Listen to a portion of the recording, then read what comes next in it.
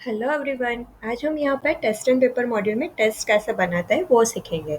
उसके लिए हमको जाना है टेस्ट एंड पेपर मॉड्यूल में, जो आपको कम्युनिकेशन साइट पे मिल जाएगा। राइट, यहाँ से टेस्ट एंड पेपर मॉड्यूल हम ओपन करते हैं और आपको टेस्ट एंड पेपर बटन पे ऐड न्यू टेस्ट, ये टेस्ट एंड पेपर है जहाँ पे आपको ऐड न्यू टेस्ट का ऑप्शन मिल जाएगा। ऐड न्यू पे क्लिक करोगे तो आपको ऐड न्यू टेस्ट वाला ऑप्शन मिल जाएगा। अभी ऐड न्यू टेस्ट में आपका फर्स्ट ऑप्शन आपको दिख रहा है एग्जाम सिंक्रोनाइज अवेलेबल, जहाँ पे आई करके है। इट मीन्स इन्फॉर्मेशन, एक इन्फॉर्मेशन आपको दी गई है।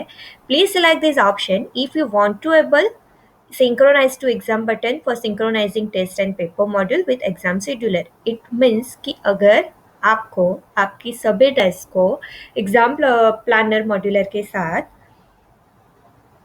सिंक्रोनाइज करना है तो आप यहाँ पे टिक मार्क करो।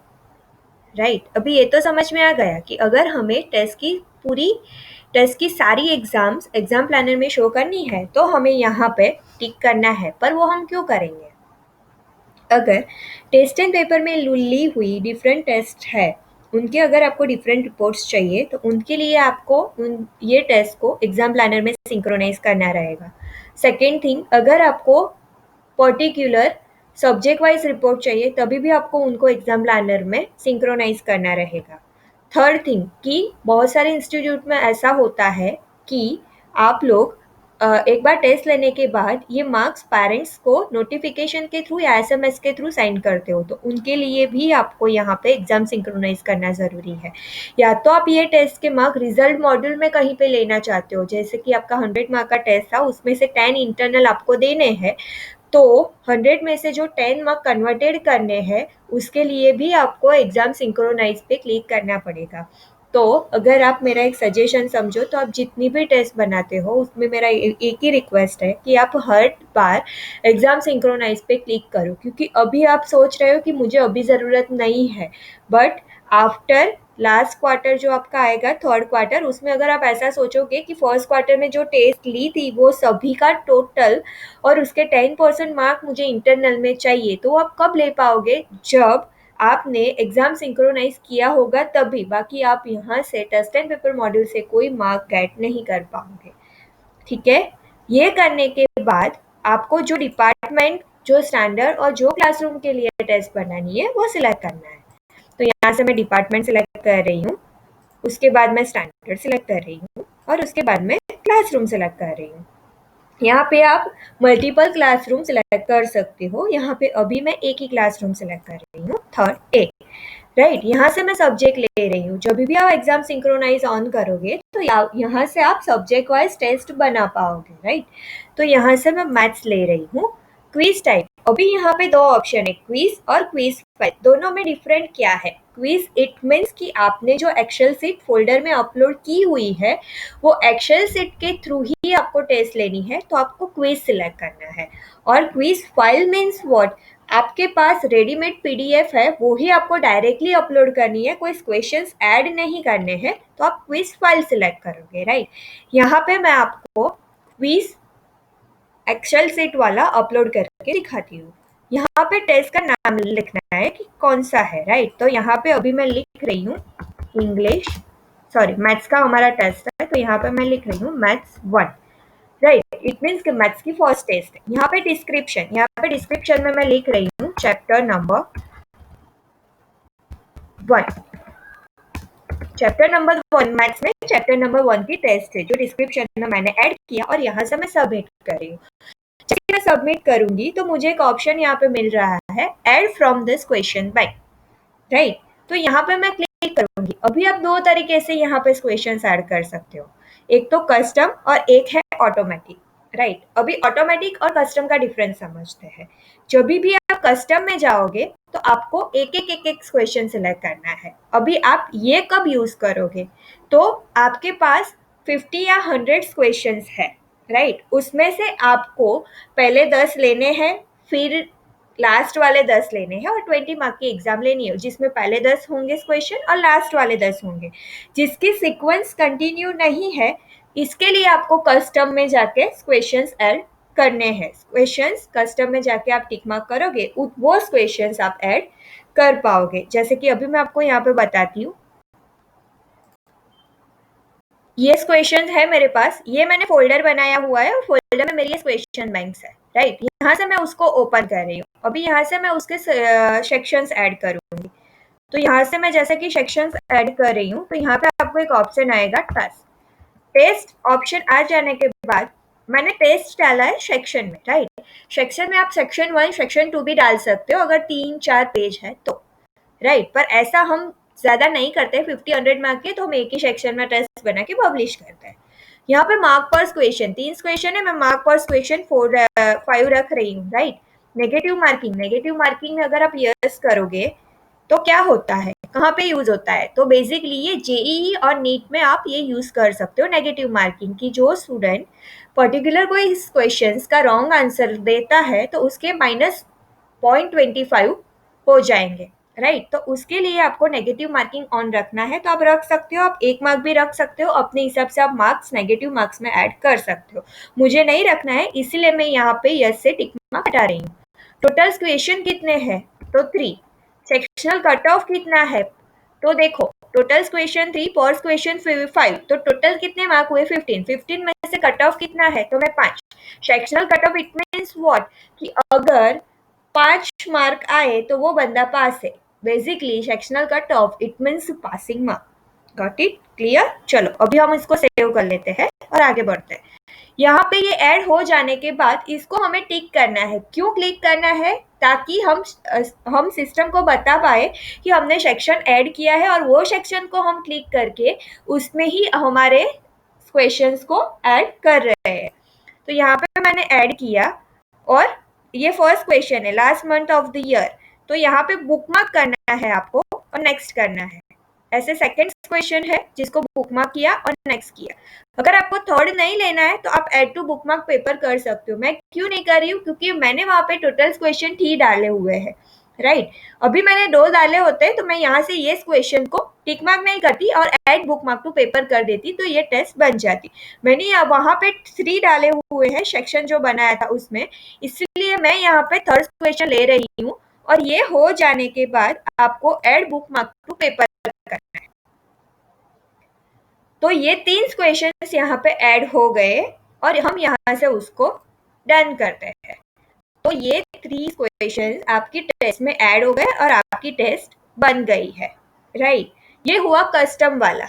अभी मैंने आपको दिखाया है कस्टम वाला। सेम ही थिंग अगर मैं आपको दिखाऊं कि आपको ऑटो कैसे करना है, फिर हम पब्लिश टेस्ट के लॉजिक पे आएंगे, ठीक है। तो एग्जाम सिंक्रोनाइज अवेलेबल किया, यहाँ से मैंने डिपार्टमेंट ले लिया, यहाँ से स्टैंडर्ड ले लिया, यहाँ से मैंने क्लासरूम ले लिया, यहाँ से क्विज ले लिया, यहाँ से सब्जेक्ट ले लेता है और यहाँ पे नाम दे देते हैं SS1 सोशल साइंस लिया, इसलिए मैंने यहाँ पे टेस्ट का नाम SS लिया। यहाँ से मैं उसको सबमिट कर रही हूँ।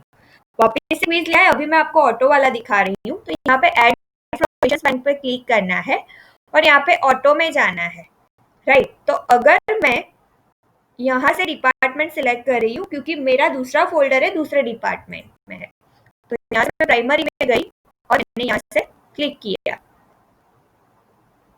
और यहाँ से फिर मैं ऑटो में गई, राइट। तो ऑटो में जाने के बाद मुझे यहाँ पे एक फोल्डर मिल रहा है स्टैंडर्ड 3, उसमें भी मैथ्स का है, साइंस है और इंग्लिश है। अभी मैं मैथ्स में जा रही हूँ, तो मुझे वहाँ पे चैप्टर 1 के 5 क्वेश्चंस मिल रहे हैं। मैंने नाम दिया है, आप उसको इग्नोर करना, यहाँ पे आप एसेस भी कर सकते हो, ठीक है। मैं आपको सिर्फ बता रही हूँ कि ऑटो क्वेश्चंस कैसे ऐड कर सकते हैं। तो मैं यहाँ से चैप्टर 1 वाला जो मेरा क्वेश्चन बैंक है उसको सिलेक्ट कर रही हूँ और गो कर रही हूँ। तो यहाँ पे जैसे ही हमने वहां पे किया था कस्टम्स क्वेश्चन में, सेक्शन तो हमें सब भी ऐड करने हैं कि ये सेक्शन में इतने क्वेश्चन है वो दिखाने के लिए। यहाँ पे मैंने ऐड कर दिया, यहाँ पे मार्क पर क्वेश्चन में 2 कर रही हूँ। यहाँ पे नेगेटिव मार्किंग का जो लॉजिक उसमें था, सभी टेस्ट में ऐसे ही नेगेटिव मार्किंग का लॉजिक वर्क करेगा। यहाँ पे टोटल क्वेश्चन में ले रही हूँ 5, सेक्शनल कट ऑफ है 4, 5 into 2 10 and sectional cut off है 4, इट मीन्स पासिंग मार्क। और हम यहाँ से उसको सेव करें। ये सेव करने के बाद आपको ये सेक्शन पे क्लिक करना नहीं भूलना है।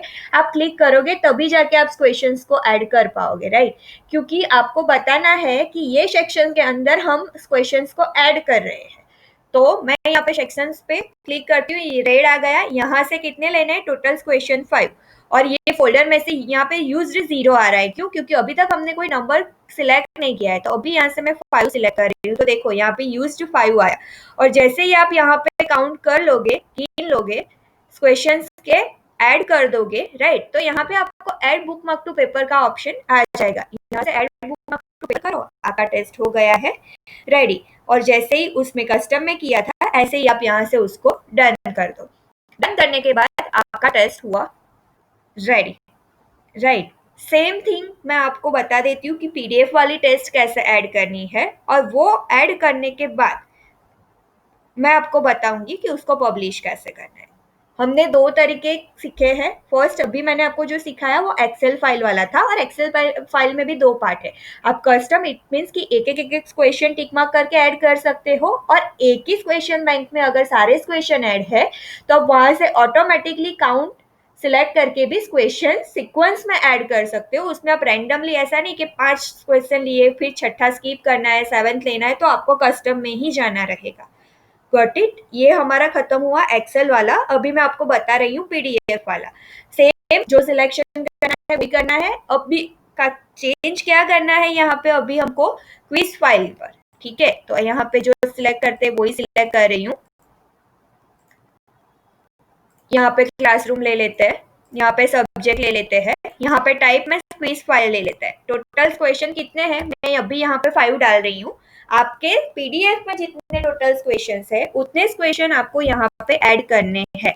यहाँ पे मैं नाम दे रही हूँ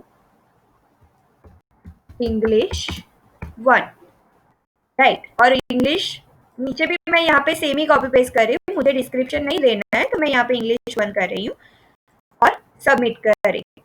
ये मेरी टेस्ट का नाम बन गया है। टेस्ट का नाम इंग्लिश 1 ऑलरेडी मैंने पहले ऐड किया हुआ है, इसलिए सिस्टम मुझे एरर दे रहा है। यहाँ पे एक बात आप ध्यान रखो कि जब भी टेस्ट बनाते हो तो हर टेस्ट के यूनिक नेम बनाने जरूरी है। क्यों? क्योंकि कोई भी एग्जाम प्लानर में सिंक्रोनाइज करने के बाद अगर सेम नाम की 5 टेस्ट होगी तो आपको वहां पे रिपोर्ट लेने में बहुत प्रॉब्लम क्रिएट होगी, और यहाँ पे भी आपको एक ही नाम की टेस्ट बहुत सारी मिल जाएगी, राइट। तो अगर आप एग्जाम सिंक्रोनाइज करते हो और फिर वो रिजल्ट आप रिजल्ट में कहीं पे शो करते हो तो आपको थोड़ा प्रॉब्लम रहेगा। तो इसीलिए हमने यहाँ पे टेस्ट के नाम यूनिक रखने के लिए बताया हुआ है, ठीक है। अभी हम यहाँ से वापस से एक बार कर लेते हैं और मैं आपको बता देती हूँ कि कैसे ऐड होता है।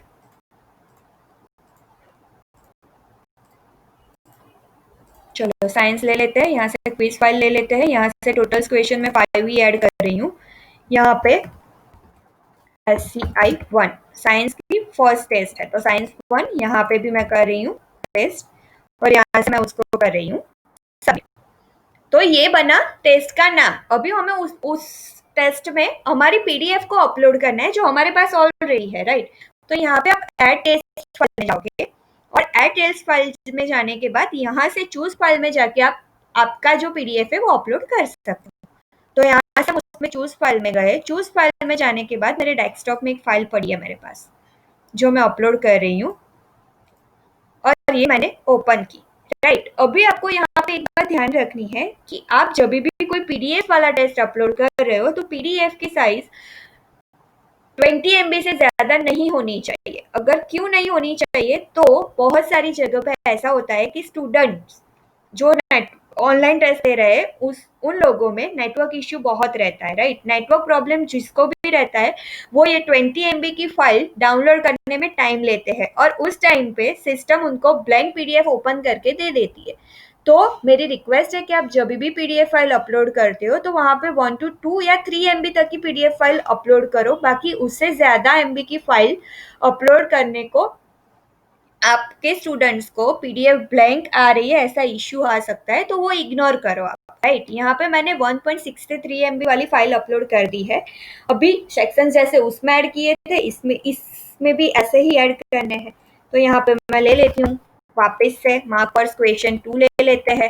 टोटल क्वेश्चन मैंने वहां पे 5 डाले थे, यहाँ पे ही 5 ही डालने हैं, नेगेटिव मार्किंग में नहीं ले रही हूँ। सेक्शनल कट ऑफ 3 दे रही हूँ और सेव कर रही हूँ। अभी आपको यहाँ पे न्यू ऑप्शन आ रहा है। क्या आ रहा है? आपको यहाँ पे पीडीएफ एक्सेल फाइल जब हम बनाते हैं ना, तो हम एक्सेल में ही ऑप्शंस ऐड कर देते हैं, सॉल्यूशन कुछ है तो ऐड कर देते हैं, राइट। बट पीडीएफ में आंसर कहाँ से ऐड करेंगे? तो सेक्शन पे क्लिक करने के बाद, यहाँ पे सेक्शन है, सेक्शन पे क्लिक करने के बाद आपको आपके क्वेश्चन के सही आंसर ऐड करने हैं।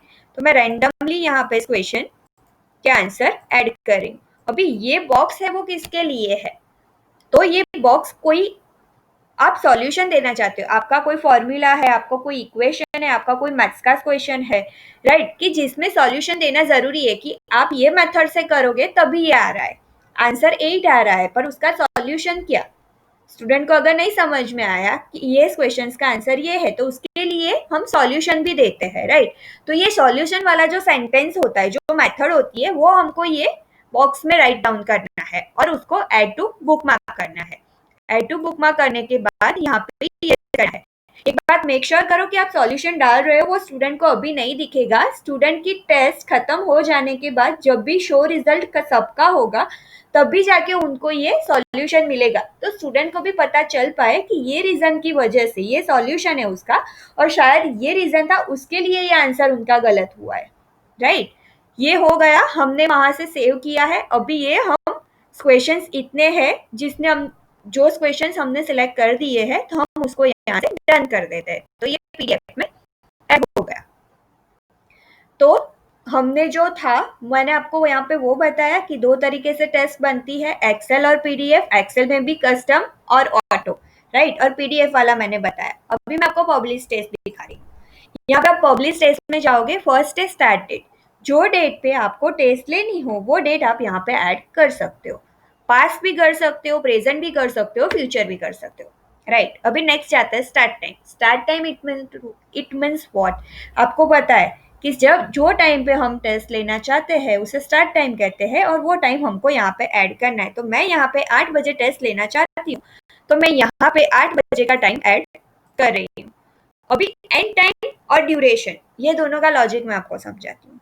सिस्टम में स्टार्ट और एंड टाइम का एक ही लॉजिक है कि प्रैक्टिकली एक एग्जाम्पल पहले देती हूँ, फिर लॉजिक आपको अपने आप समझ में आएगा। स्कूल में कैसा होता है, 8 बजे की टेस्ट है, तो अगर 8 और 5 मिनट जब होती है और कोई आता है तो हम उनको एंटर होने देते हैं, राइट। तो 8:05 पे भी जो स्टूडेंट आता है उनका टाइम भी तो टेस्ट का टाइम ही रहेगा, राइट। तो हम क्या करेंगे, एंड टाइम में वो टाइम डालेंगे कि जब वो स्टूडेंट एंटर हो रहा है, कितने टाइम तक अगर वो टेस्ट दे रहा है तो वो इन टाइम में आना चाहिए। फर्स्ट थिंग, अभी आपको क्वेश्चन होगा ये इन टाइम क्या है, तो हमारे सिस्टम में इन टाइम और आउट टाइम 2 लॉजिक है, राइट। अभी इन टाइम में क्या होता है कि हमने जैसे तय किया है कि भाई तू 8 बजे आपकी एग्जाम है, तो आपको 8 बजे आना है, और 8:05 होती है तो चलेगा, आपको एंट्री मिलेगी, राइट। तो एंड टाइम में आपने क्या बोला कि लेट टू लेट आपको 8:05 तक आ ही जाना है, तो लेट टू लेट कितने टाइम तक वो आ सकते हैं टेस्ट देने के लिए, वो आपको एंड टाइम में ऐड करना है। ड्यूरेशन का बाद में बताती हूँ, आप सिर्फ इतना याद रखो कि जो टाइम पर टेस्ट स्टार्ट करनी है वो स्टार्ट टाइम में डाल दो, एंड टाइम में वो डालो कि कितने टाइम तक, कितने मैक्सिमम टाइम तक वो टेस्ट देने के लिए आ सकता है। 5 मिनट और 10 मिनट मैक्सिमम हम इतना ही देंगे कि 5 और 10 मिनट लेट होएगा कोई भी स्टूडेंट तो चलेगा, राइट। वो करने के बाद अभी आएगी ड्यूरेशन की बारी। यहाँ पे मैं 8 और 5 रख देती हूँ कि 8 और 5 तक 5 मिनट लेट कोई भी स्टूडेंट आता है तो मैं उनको टेस्ट देने देती हूँ, उसके बाद नहीं देने दूंगी। तो मैंने यहाँ पे 8 और 5 रखा है, राइट। अभी ड्यूरेशन, ड्यूरेशन इट मीन्स कि आपका एग्जाम का टाइम कौन सा है। Time start time and time नहीं, एग्जाम का पर्टिकुलर टाइम, कितने टाइम में आपकी एग्जाम खत्म होगी। तो कोई ऐसा नहीं बोलेगा कि 8 से 9 में खत्म हो जाएगी, कोई जो भी है वो ऐसा ही बोलेगा कि 1 आवर में खत्म होगी। तो यहाँ पे मैं 1 आवर ले रही हूँ। अगर 30 मिनट में खत्म होती है तो आप यहाँ पे 30 मिनट डालो। ड्यूरेशन में आपको क्या डालना है, जितने टाइम में एग्जाम आपको स्टूडेंट साइड से कंप्लीट करवानी है, राइट। अभी मेरे 10 क्वेश्चन ही है, तो मैं यहाँ पे 15 मिनट दे रही हूँ कि 15 मिनट्स में मुझे 10 क्वेश्चन की टेस्ट कंप्लीट कर देनी है। Got it? इतना समझ में आया? अभी हम आगे चलते। ड्यूरेशन में हमने ये डाल दिया है। अभी नीचे आया अप्लाइड टू रोल्स, कौन से रोल में हम ये पब्लिश करेंगे। आप स्टूडेंट रोल में टिक मार्क करोगे, आपको पता तो चल ही जाएगा कि ये रोल वाइज वर्क करता है, राइट। बट कोई स्कूल ऐसी होती है कि आधे नंबर स्टूडेंट में ऐड किए हैं और आधे नंबर पेरेंट्स में ऐड किए हैं, तो उन लोगों को ये दोनों सिलेक्ट करना है। और यहाँ पे एक यूज केस है, आप जब भी कोई स्टूडेंट साइड से कॉल रिसीव करते हो और वो बोलते हैं कि हमें टेस्ट नहीं दिख रही है, देन प्लीज चेक कि आपने कौन से रोल में टेस्ट पब्लिश की है और जो स्टूडेंट का कॉल आया है उनका मोबाइल नंबर कौन से रोल में ऐड है, राइट। आपने पेरेंट के रोल में टेस्ट पब्लिश की है और स्टूडेंट में नंबर ऐड है, तो वो लोगों को टेस्ट नहीं दिखेगी। तो जब भी हो सकता है आप दोनों रोल सिलेक्ट कर दो, स्टूडेंट और पेरेंट, और आप यहाँ से उसको पब्लिश कर दो, राइट। यहाँ से मैं पब्लिश कर रही हूँ। अभी आप सोचोगे कि यहाँ पे स्टार्ट टाइम 8 बजे का, टाइम 5, 8 और 5 को रिजल्ट आ जाएगा। यहाँ पे शो रिजल्ट का बटन 8 और 5 को आ जाएगा। नहीं, ऐसा नहीं है। सिस्टम में शो रिजल्ट का लॉजिक कैसा है, एंड टाइम प्लस ड्यूरेशन। 8 और 5 का एंड टाइम है, उसमें हम ड्यूरेशन में जितना भी टाइम रखा है वो ऐड करेंगे और जो टाइम आता है वो आपका शो रिजल्ट होगा। वो टाइम पे आपको शो रिजल्ट का बटन दिखेगा, राइट। तो यहाँ पे कौन सा टाइम पे आपको शो रिजल्ट का बटन दिखेगा, 8 और 20 को, राइट। अभी आप सोचोगे 8:20 को क्यों? ठीक है, तो लॉजिक फॉर्मूला मैंने आपको बताया, एंड प्लस ड्यूरेशन, राइट। अभी हम यहाँ पे ऐसा कर रहे हैं कि स्टार्ट टाइम और एंड टाइम, यहाँ पे जो आपको दिख रहा है स्टार्ट टाइम और एंड टाइम, उसमें 5 मिनट का गैप दे रहे हैं। तो 8:01 पे कोई स्टूडेंट आया और टेस्ट दी, तो उनको भी 15 मिनट मिलेगी टेस्ट अपीयर करने के लिए। 8:02 पे भी कोई ज्वाइन हो रहा है तो उनको भी 15 मिनट मिलेगा टेस्ट ज्वाइन करने के लिए, राइट। तो अभी आप ऐसा सोचो कि अगर ये 5 मिनट्स, तो सभी स्टूडेंट, अगर कोई 8:04 को ज्वाइन हो रहा है तो उनको नेक्स्ट 15 मिनट मिलेगी। Exactly, yes. बट अगर 8:05 पे कोई भी स्टूडेंट ऐड हुआ है, राइट, तो उनको उनका रिजल्ट आउट टाइम में दिखाई देगा। Got it? इतना आप समझ गए? अभी हम आगे चलते हैं। ये हमारा लॉजिक हुआ खत्म। अभी हम आते हैं इन टाइम और आउट टाइम पे। तो मेरे पास इतनी टेस्ट है, उसमें से एक शो रिजल्ट वाला जो भी है, मैं टेस्ट आपको एक दिखाती हूँ।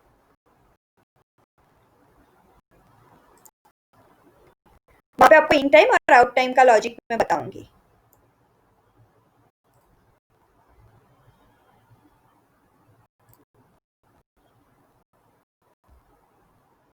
देखो, यहाँ पे मैंने जो टाइम रखा था, 16 सितंबर को मैंने टेस्ट रखी थी।